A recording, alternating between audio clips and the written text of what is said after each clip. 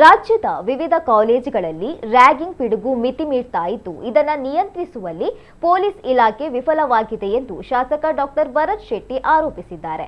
Ragging ಕುರಿತಂತೆ ಮಾಧ್ಯಮ ಪ್ರತಿನಿಧಿಗಳು ಕೇಳಿದ ಪ್ರಶ್ನೆಗೆ ಪ್ರತಿಕ್ರಿಯಿಸಿದ ಶಾಸಕರು, ರ್ಯಾಗಿಂಗ್ ತಡೆಯಲು ಕೇಂದ್ರ ಸರ್ಕಾರ ಕಟ್ಟುನಿಟ್ಟಿನ ಕಾನೂನು ಕ್ರಮಗಳನ್ನು ರೂಪಿಸಿದೆ.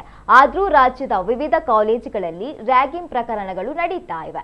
ಪೊಲೀಸ್ ಇಲಾಖೆ ಅಸಡ್ಡೆಯಿಂದ ವರ್ತಿಸುವುದರಿಂದ ಇಂತಹ ಘಟನೆಗಳು ನಡೀತಾ ಇವೆ. ಶಿಕ್ಷಣ ಸಂಸ್ಥೆಗಳು ಕೂಡ ಈ ಪಿಡುಗಿನ ಬಗ್ಗೆ ಗಮನ ಹರಿಸಬೇಕು. ರ್ಯಾಗಿಂಗ್ ತಡೆಗೆ ಎಲ್ಲಾ ಶಿಕ್ಷಣ ಸಂಸ್ಥೆಗಳಲ್ಲಿ ಶೈಕ್ಷಣಿಕ ವರ್ಷದ ಪ್ರಾರಂಭದ ದಿನಗಳಲ್ಲಿ ಪೊಲೀಸರು, ಸಲಹೆಗಾರರು ಮತ್ತು ಕಾಲೇಜುಗಳ ಆಡಳಿತದವರು ವಿದ್ಯಾರ್ಥಿಗಳಿಗೆ ತಿಳುವಳಿಕೆ ನೀಡಬೇಕು. ಆಂಟಿ ರ್ಯಾಗಿಂಗ್ ಕಮಿಟಿಗಳು ಸಕ್ರಿಯವಾಗಿ ಕಾರ್ಯನಿರ್ವಹಿಸುವಂತೆ ಆಗಬೇಕು. ಪೊಲೀಸರು ಈ ಸಮಸ್ಯೆಯನ್ನ ಗಂಭೀರವಾಗಿ ಪರಿಗಣಿಸಬೇಕು ಎಂದು ತಿಳಿಸಿದರು. ರ್ಯಾಗಿಂಗ್ ಅನ್ನೋದನ್ನು ಟೋಟಲ್ ಆಗಿ ಬ್ಯಾನ್ ಮಾಡುವಂಥ ರೂಲ್ಸ್ ಆ್ಯಂಡ್ ರೆಗ್ಯುಲೇಷನ್ಸ್ ಇದೆ, ಕೇಂದ್ರ ಸರ್ಕಾರದ್ದು ಇದೆ, ಎಲ್ಲ ಲಾ ಬುಕ್ಕಲ್ಲೇ ಇದೆ.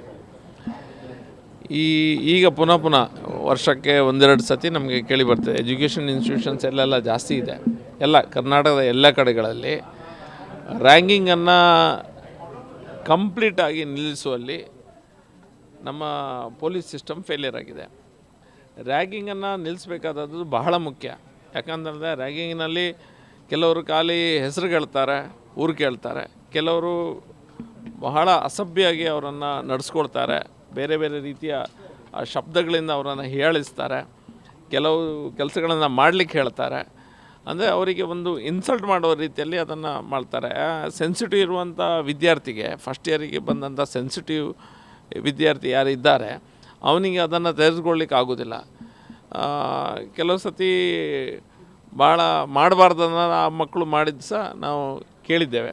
ಹಾಗಾಗಿ ರ್ಯಾಂಕಿಂಗನ್ನು ನಿಲ್ಲಿಸಬೇಕಾದದ್ದು ಪೊಲೀಸರ ಕರ್ತವ್ಯ, ಸರ್ಕಾರದ ಕರ್ತವ್ಯ. ಯಾಕಂದರೆ ನಾವು ಆ ವಿದ್ಯಾರ್ಥಿಗಳಿಗೆ ನಾವು ನ್ಯಾಯವನ್ನು ಕೊಡಬೇಕು, ವಿದ್ಯಾರ್ಥಿಗಳಿಗೆ ನಾವು ಧೈರ್ಯವನ್ನು ಕೊಡಬೇಕು.